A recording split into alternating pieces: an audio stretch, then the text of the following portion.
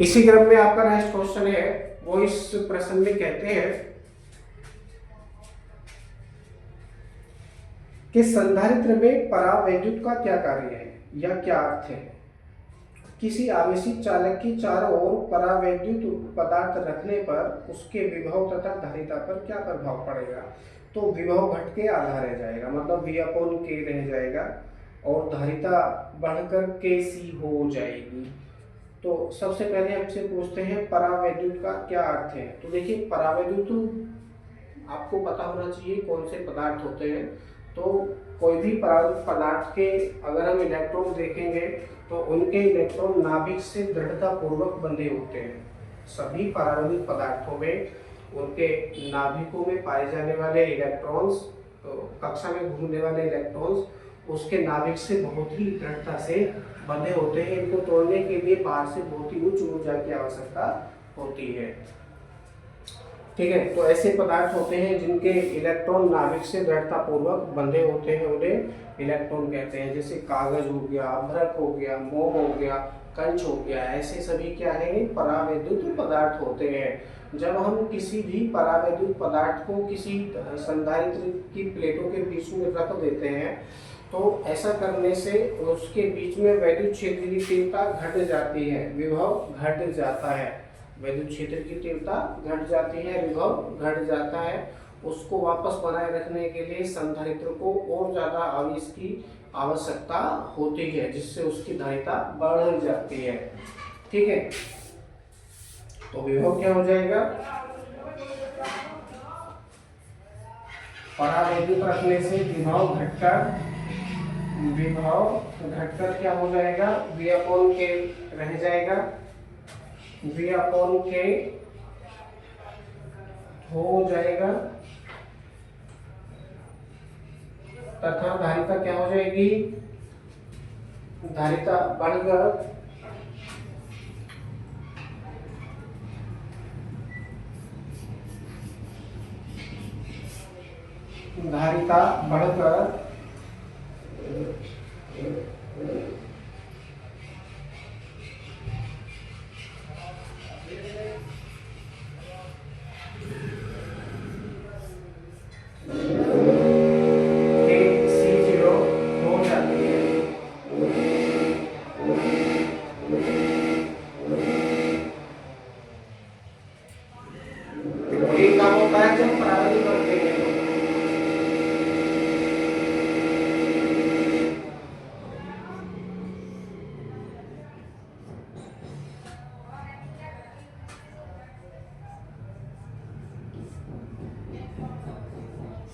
परावैद्युत रखने पर विभव घटकर V अपॉन K हो जाएगा तथा धारिता बढ़कर K इंटू C0 हो जाएगी। ठीक है,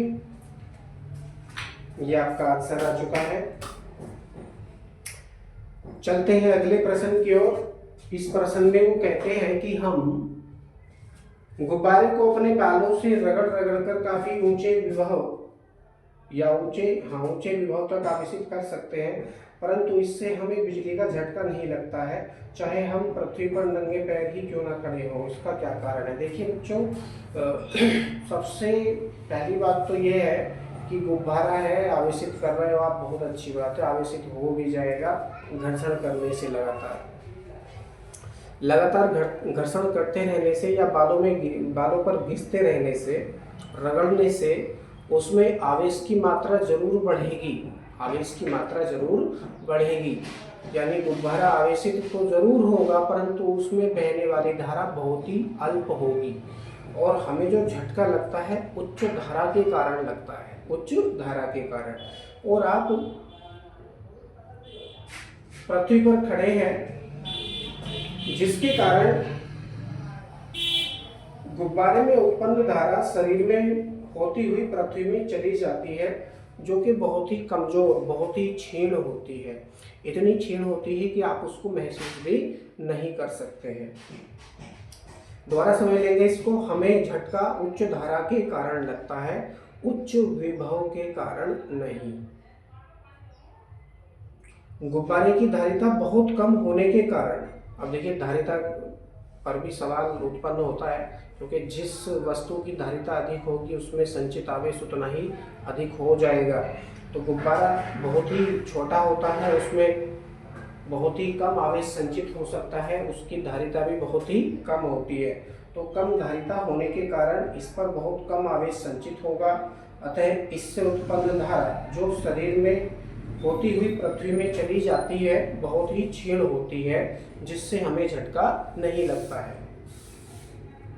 इसको दूसरे शब्दों में आप इस तरह से भी समझ सकते हैं कि जब कोई भी हवाई जहाज बहुत ही लंबी यात्रा 3-4 घंटे 5 घंटे वायु में रहता है ना, अपनी यात्रा के दौरान जब वो लैंड करता है तो लैंड करने के पश्चात उसके यात्री जब नीचे उतरते हैं तो वो एक झटका खा जाते हैं, जैसे बिजली का झटका उनको लगा हो। तो ये घर्षण के कारण होता है, क्योंकि वायु के कण लगातार उस हवाई जहाज की बॉडी के संपर्क में है, जिसके कारण उसकी बॉडी आवेशित हो जाती है और बहुत सारे यात्री 100-200 या उससे भी अधिक यात्री उस हवाई जहाज में यात्रा कर रहे हैं, जिसके कारण उनका शरीर भी आवेशित हो जाता है। लेकिन जब वो हवाई जहाज लैंड करता है, जमीन पर नीचे उतरता है, तो उतरते ही जमीन पर नीचे उतरते ही यात्री नीचे आते हैं और नीचे आते ही पृथ्वी के संपर्क में आते ही क्या होता है, उनके शरीर से निकलने वाला आवेश पृथ्वी को चला जाता है। उनके शरीर से निकलने वाला आवेश बहुत ही तीव्र क्रिया करते हुए पृथ्वी में चला जाता है, जिससे एक झटका लगता है यात्रियों को। तो घर्षण के कारण इतना आवेश भी संचित हो सकता है। दूसरे शब्दों में आप ये उदाहरण भी कर सकते हैं कि जब आप खाट पर बैठे हैं या बेड पर बैठे हैं या कुर्सी पर बैठे हैं और आपके पैरों का सीधा संबंध पृथ्वी से नहीं है ना, परिपथ अपूर्ण है। परिपथ अपूर्ण का मतलब ये है कि आपका कोई भी हाथ या पैर किसी सुचालक पदार्थ से स्पर्श नहीं कर रहा है।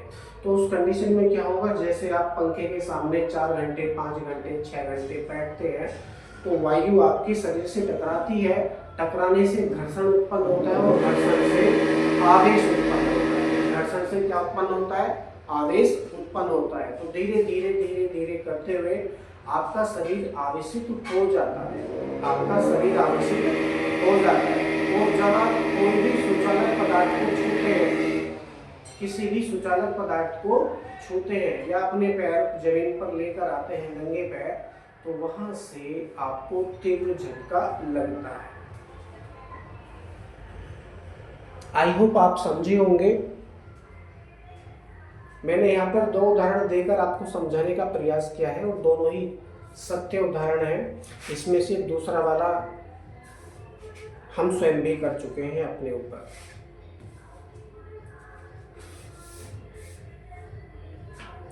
नेक्स्ट क्वेश्चन है, इसमें वो कहते हैं कि यदि हम किसी आवेशित संधारित्र की प्लेटों से आने वाले तारों को हाथ से पकड़ लें तो हमें बिजली का झटका लगता है। 2 माइक्रोफैरड वाले संधारित्र से लगने वाला झटका 0.02 माइक्रोफैरड वाले संधारित्र के झटके से कहीं अधिक तीव्र होता है, चाहे दोनों संधारित्र एक ही विभवांतर पर आवेशित हो। ऐसा क्यों होता है? तो सबसे पहले संचित आवेश की हम गणना करेंगे। संचित आवेश देखिए, धारिताएं अलग अलग है, तो पहले संधारित्र पर संचित आवेश ज्ञात करेंगे। क्या सूत्र है? Q1 = C1V1। C1V1 वोल्टेज मान लीजिए 100 वोल्ट है, दोनों पर 100 वोल्ट दोनों पर हो रहा है, तो क्या हो जाएगा यहाँ से C1 की वैल्यू कितने दे रखी है? यहाँ पर 2 माइक्रोफैरड दे रखी है।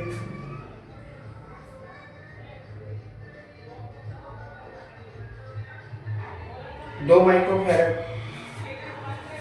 तो 2 × 10⁻⁻6 गुणा 100 वोल्ट मान लीजिए आवेशित कर रहे हैं। दूसरे वाले पर भी 100 वोल्ट हम लगाएंगे, तो क्या हो जाएगा यहाँ से 2 × 10⁻⁻4 2 × 10⁻⁻4 ये हो जाएगा।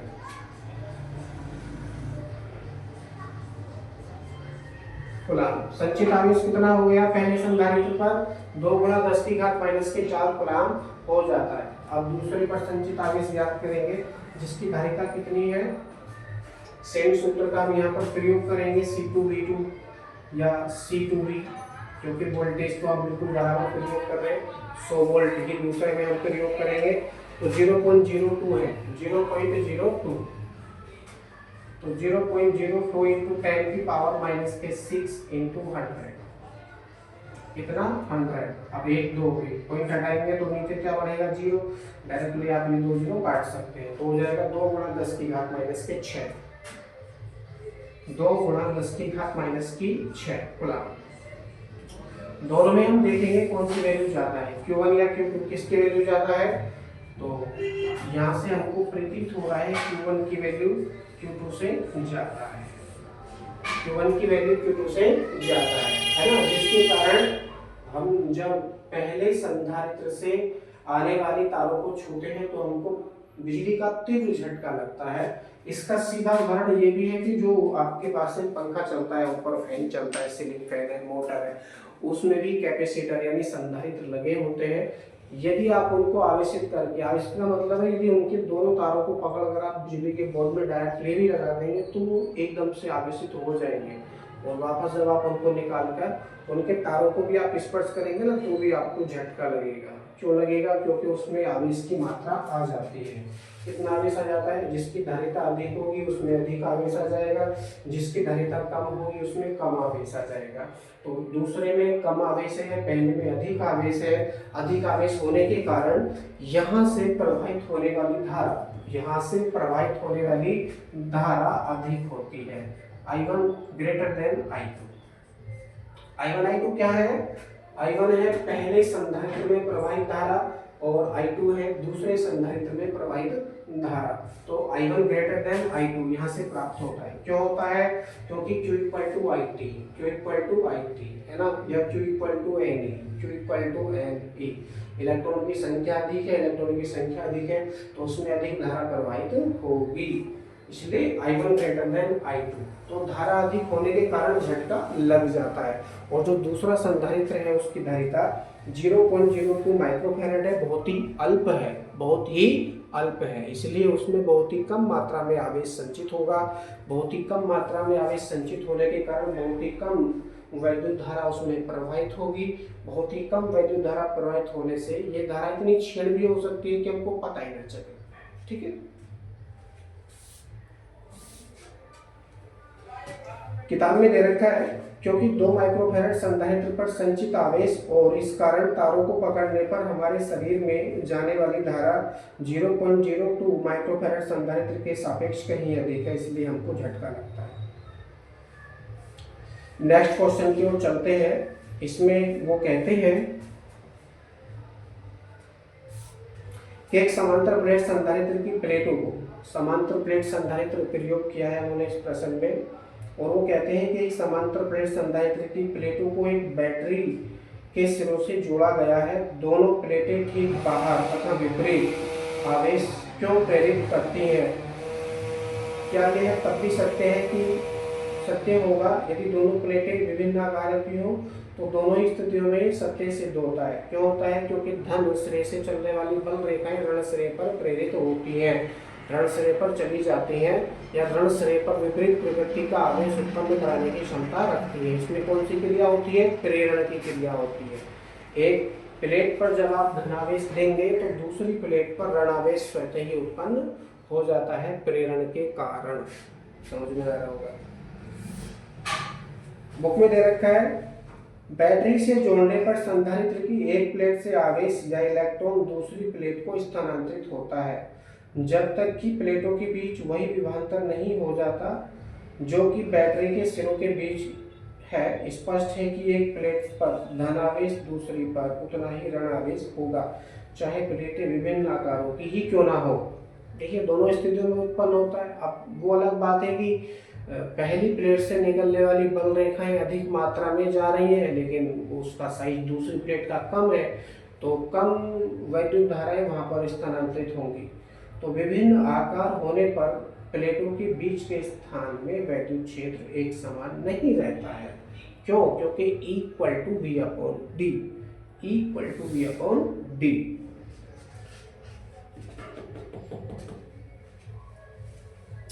नेक्स्ट क्वेश्चन है, इसमें वो कहते हैं कि एक आवेशित समांतर प्लेट संधारित्र की प्लेटों के बीच धातु की पट्टी ए रख दी जाती है। प्लेटों के बीच वैद्युत बल रेखाएं खींचिए। कैसे खींचेंगे? तो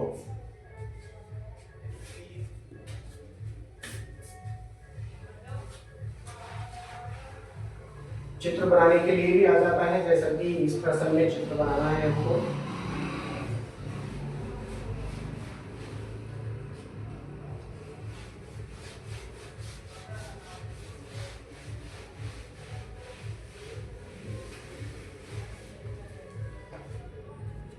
मान लीजिए ये इसकी पहली प्लेट है ना, और कुछ दूरी पर इसकी दूसरी प्लेट कहीं यहाँ आ जाती है, और इसके बीच में क्या है, ये धातु की पट्टी है।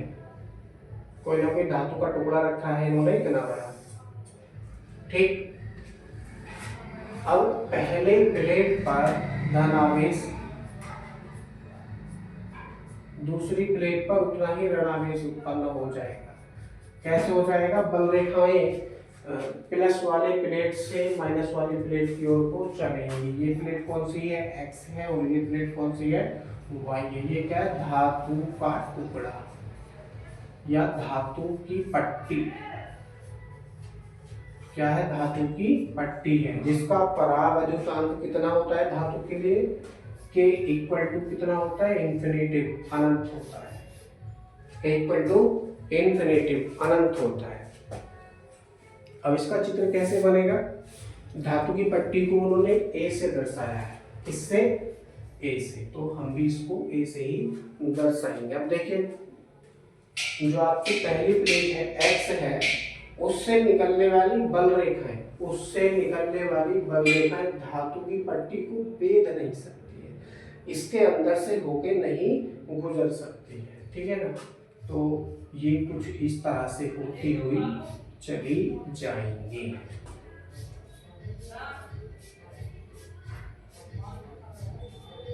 जैसा कि मैंने चित्र में समझाने का प्रयास किया है, ठीक इसी प्रकार से ये वैद्युत बल रेखाएं चली जाती हैं।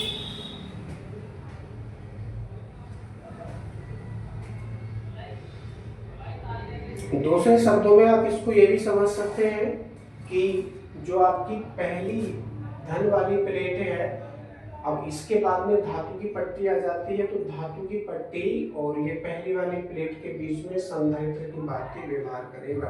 संधारित्र की भांति व्यवहार करने के कारण इस प्लेट पर कैसा आवेश आ जाएगा? ऋणावेश, minus minus minus minus minus minus minus. ठीक है ना?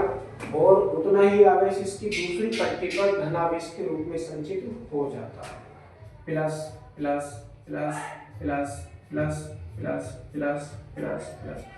प्रेरण के कारण जो संधारित्र की दूसरी पट्टी है, वाई प्लेट है, उस पर ये बल रेखाएं जाकर समाप्त हो जाती हैं या रुक जाती है। इसलिए इस पट्टी पर या इस प्लेट पर ऋणावेश ऋणावेश ऋणावेश उत्पन्न हो जाता है। तो ये इसका पथ होता है।